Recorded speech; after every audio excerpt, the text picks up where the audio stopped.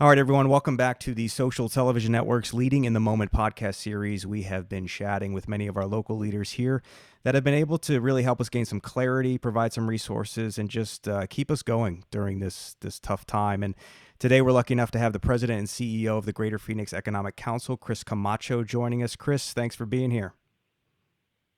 Happy to be here. Thanks. And what's amazing, Chris, is we were just talking about, a few weeks ago, you and I were in the studios together downtown talking about all the great opportunities we have coming in our state. And here we are today, talking about solutions to problems that none of us saw coming. And so as we do our best here to really curb the health crisis, we just talked about this. Many of us are now in our own homes feeling the initial wave of the economic impact. And I want to get your insight on two key areas here. First, the small business owner that is, like we are now, sitting at home, very anxious about what their next steps might be. And then the employee that has recently maybe lost their job and wondering what opportunities there are to re-enter the workforce in such a turbulent time. So let's start with the small business owner.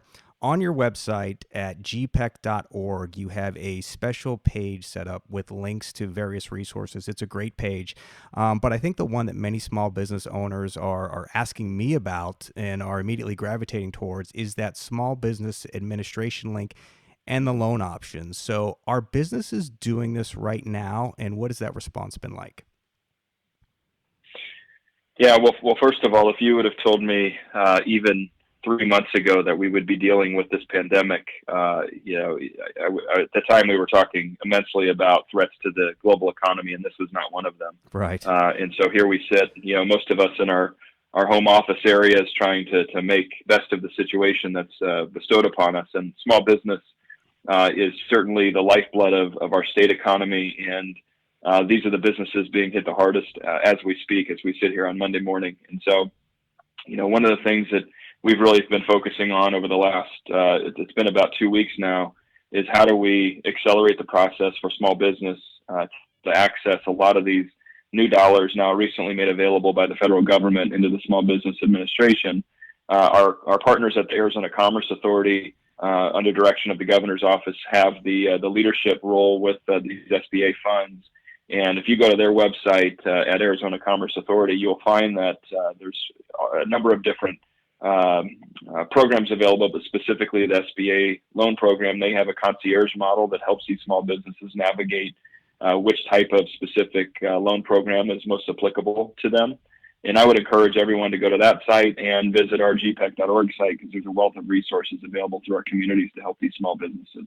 Yeah, it's very, very helpful. And, maybe some insight you can provide too is for small business owners, like, use this opportunity to learn, right? Because the situation is pretty fluid. We really don't know how much relief is coming down the pipe, but this is a good first step to see what your options are, right?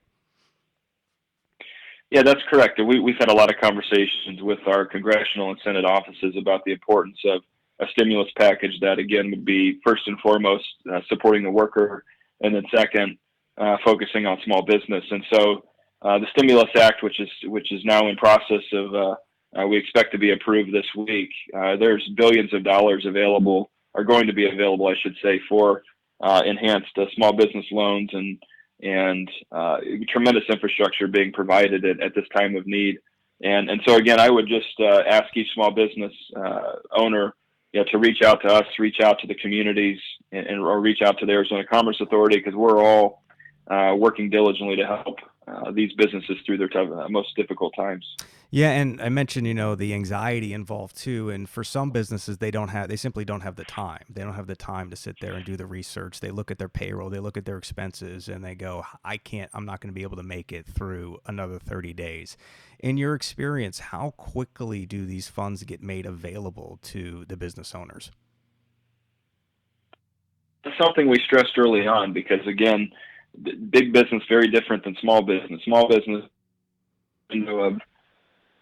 weeks of operating before it is, and in this case, we've been very clear with a lot of the policymakers that we need to get these dollars into the hands of these small business owners as quick as possible. And the reaction time on doing the quick underwriting and review process has been just a handful of days And then many of them are already in the queue through the SBA program today that expect to have these dollars in hand over the next several weeks. So we are hopeful that these dollars will hit where needed and address in the future with these pent up dollars being proposed by the Stimulus Act.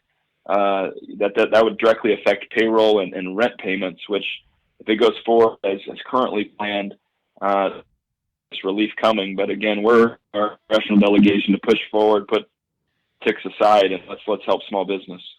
And Chris, you broke up a little bit there, but I think the main takeaway is, again, for the small business owner that is listening out there, gpec.org is where you can really start the process. And then, as Chris was saying, they are working diligently to get those funds into your hands as quickly as possible, specifically in the areas to cover, you just mentioned payroll and rent, looking at these expenses that are just coming up quickly on these business owners who are trying to survive.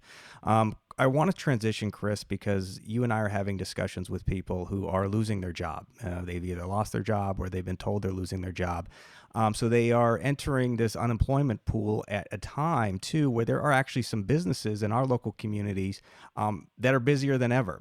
And so how are we, as a community, connecting this pool of unemployment to the pool of businesses that are looking to hire?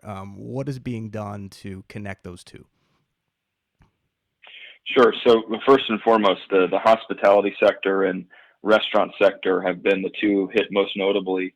With obviously the social distancing that's been put into effect, the consumer procurement model has changed, and as such, those businesses are reeling. And so what we've attempted to do is work with as many of these large and small businesses that are yielding the layoffs with these individuals that are now seeking work. And we found on the other side of the ledger, as you described, companies like Albertsons and Amazon and janitorial services and construction services, there's still pretty intense demand on that front. And so through a partner with another organization called Pipeline AZ, which is under direction of the Partnership for Economic Innovation, a sister organization of Greater Phoenix Economic Council.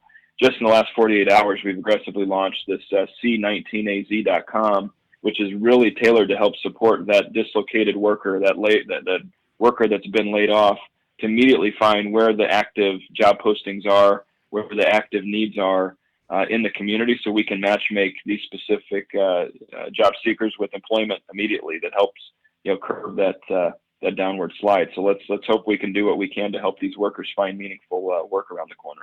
And Chris, we were talking right before we started recording this interview, and I mentioned I literally got goosebumps because we were talking about how to help these people. And you said you were working on this website and you weren't sure if it was up yet, and you went to it, and we both went to it in real time and saw it pop up, and it's exactly what we're talking about.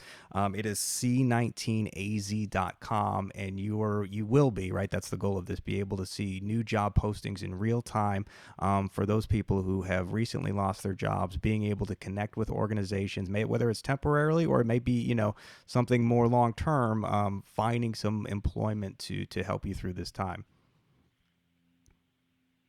Yeah, and that's one thing I would say that's such unique about the community, this kind of greater together spirit.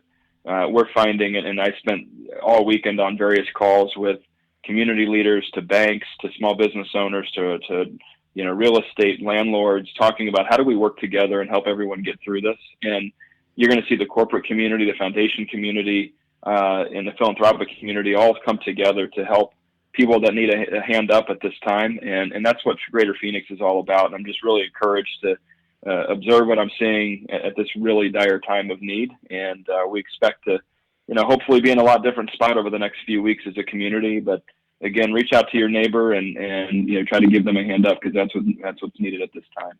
Yeah, I'll ask you the same question I just posed Robin Reed. He's the CEO of the Black Chamber of Arizona. He was on just before you, and he was talking about how important it is for all of us to take a minute and really almost create a list of these local businesses that we've seen step up, that have been able either to continue to pay employees while there's no work, or that have really contributed their services to helping everybody get through this.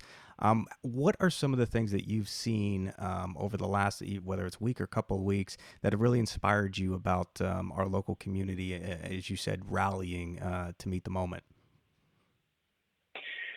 Well, there's going to be much more news on this coming forward with the Arizona Community Foundation and Steve Selesnow's leadership.